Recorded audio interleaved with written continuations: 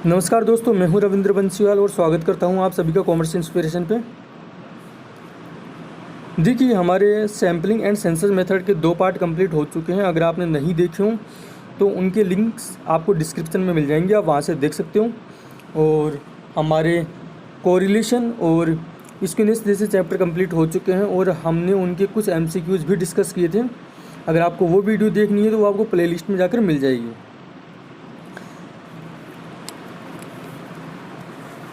आज हम sampling process में कुछ एरर्स होते हैं उनके बारे में देखेंगे। तो आइए स्टार्ट करते हैं हम आज का वीडियो। सैम्पलिंग प्रोसेस में विभ्रम का मतलब एरर होगा यहाँ पे। सांख्यिकी मापों स्टैटिस्टिकल मेजर और समग्र के विभिन्न सांख्यिकी माप में पाए जाने वाले अंतर को हम क्या बोलते हैं? एरर बोलते हैं। ठीक है। और ये एरर जो होते हैं वो 2 भागों में वर्गीकृत हैं। पहला होता है सैम्पलिंग एरर और दूसरा है नॉन सैम्पलिंग एरर। ठीक है। देखो, सैम्पलिंग एरर क्या होता है? सैम्पलिंग एरर के अंदर क्या होता है? सैंपल व समग्र का मतलब पॉपुलेशन से कि सांख्यिकी माप में निर्देशन प्रक्रिया के कारण जो अंतर उत्पन्न होता है उसे निर्देशन विभ्रम बोलते हैं। देखिए, जो सैंपल और पॉपुलेशन होते हैं उनके सांख्यिकी माप जो होते हैं, जैसे मीन हो गया, स्टैंडर्ड डेविएशन हो गया, इनके निर्देशन प्रक्रिया के कारण जो अंतर होता है इन मेजर्स के अंदर, उससे हम क्या बोलेंगे? सैम्पलिंग एरर बोलेंगे। ये विभ्रम देव या अवसर कारक के कारण उत्पन्न होते हैं। ठीक है। निर्देशन विभ्रम जितना कम होता है, हमारा जो सैंपल होता है वह पॉपुलेशन के उतना ही निकट होता है। मतलब जितना कम एरर होगा, हमारा जो निष्कर्ष होगा वह उतना ही शुद्ध होगा, उतना ही अच्छा होगा। निर्देशन विभ्रम को 2 भागों में वर्गीकृत किया गया है।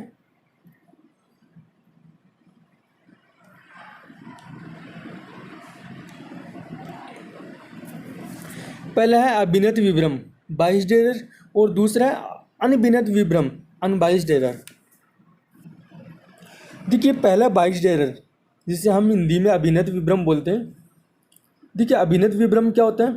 जो विभ्रम प्रगणकों मतलब सूचना देने वालों की पक्षपात भावना से उत्पन्न होते हैं। पक्षपात भावना मतलब देखिए, कोई सूचना देने वाला हमें सही इन्फॉर्मेशन देगा और कोई गलत इन्फॉर्मेशन देगा, तो इस पक्षपात की भावना से उत्पन्न जो एरर होगा वह बाइस्ड एरर होगा। ठीक है। ये त्रुटियां एक ही दिशा में बढ़ती जाती हैं, इसलिए इनको संयमी विभ्रम भी बोलते हैं। ठीक है। पक्षपात इकाइयों की मात्रा बढ़ने के साथ साथ विभ्रम भी बढ़ते जाते हैं।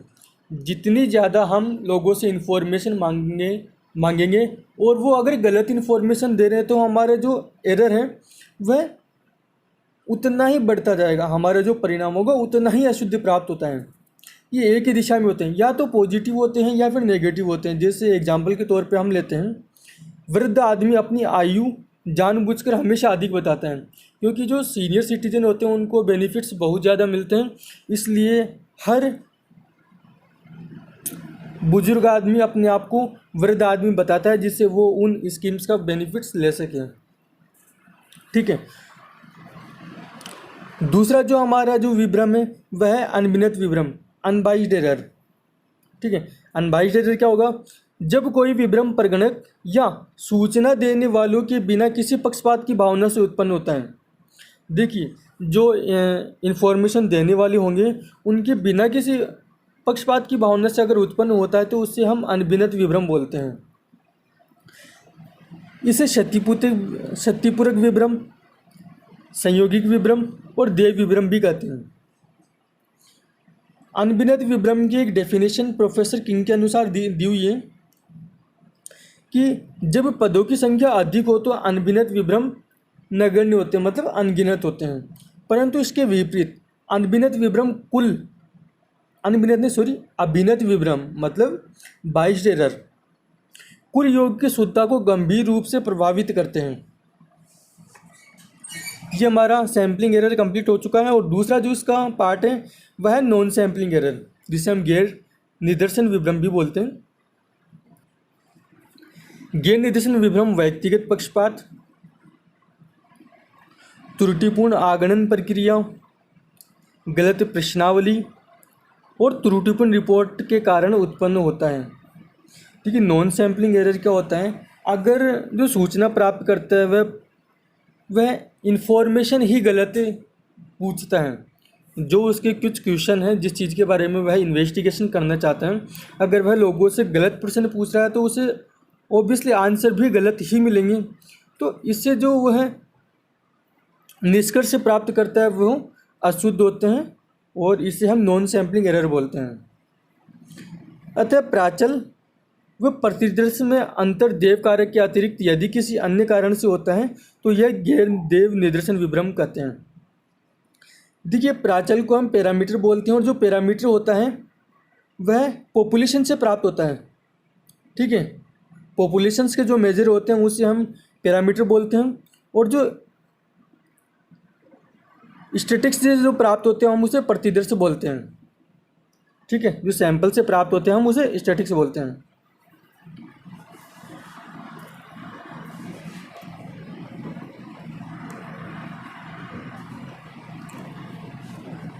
अगला है हमारा सांख्यिकी विभ्रमों की माप।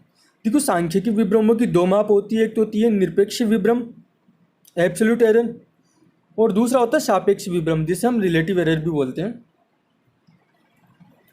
देखिए, एब्सोल्यूट एरर क्या होती है, एक्चुअल वैल्यू तथा एस्टिमेटेड वैल्यू के अंतर को हम निरपेक्ष विभ्रम बोलते हैं। ठीक है, एक तो जो हमारी कैलकुलेट वैल्यू की हुई होती है और एक जो हम मानते हैं, सोचते हैं, एस्टिमेटेड करते हैं।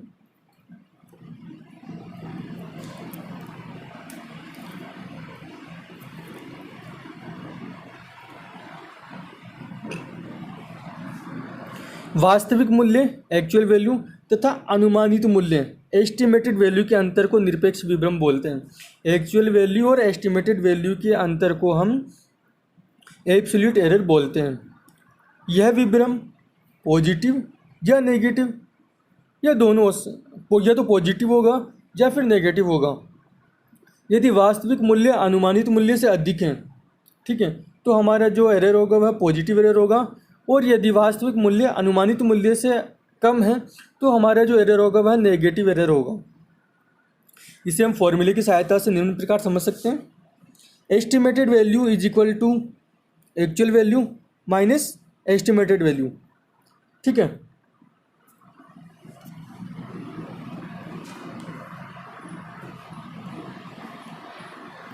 दूसरा है हमारा सापेक्ष विभ्रम जिसे रिलेटिव एरर बोलते हैं। देखिए, निरपेक्ष विभ्रम का अनुमानित मूल्य से भाग देना सापेक्ष विभ्रम कहलाता है। एब्सोल्यूट एरर के अंदर एस्टिमेटेड वैल्यू से भाग देना रिलेटिव एरर कहलाता है। ठीक है, और यदि आप रिलेटिव एरर को परसेंटेज में निकालना चाहते हो तो मल्टीप्लाई 100 कर देंगे। इससे क्या होगा, इससे हमारा रिलेटिव एरर परसेंटेज में आ जाएगा।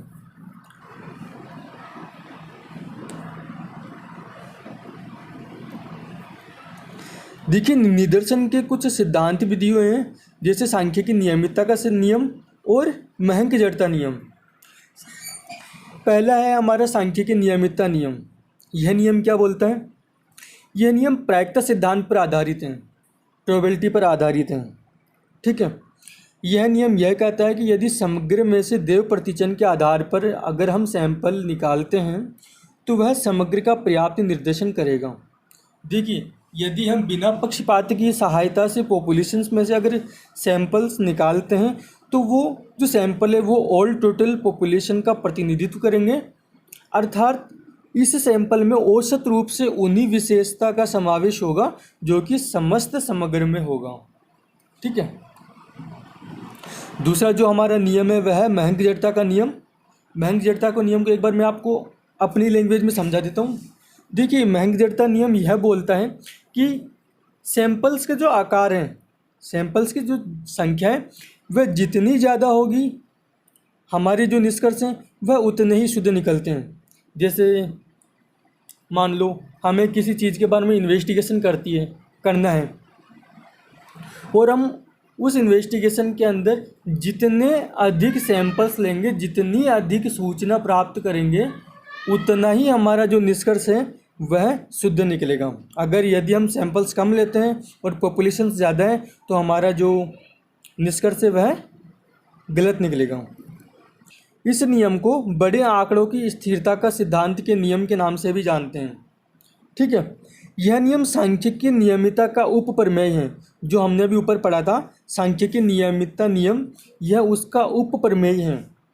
अर्थात छोटे समूह की अपेक्षा बड़े समूह में अधिक स्थिरता है। बड़े समूह संख्या में कम परिवर्तन होता है जिनकी क्षतिपूर्ति आपस में की जा सकती है। देखिए, यदि अगर हम ज़्यादा सैंपल्स लेते हैं तो उनके बीच में जो अंतर होगा वह छुप जाएगा, उनकी क्षतिपूर्ति आपस में हो जाएगी और समग्र की वास्तविक विशेषता प्रकट होती है। ठीक है,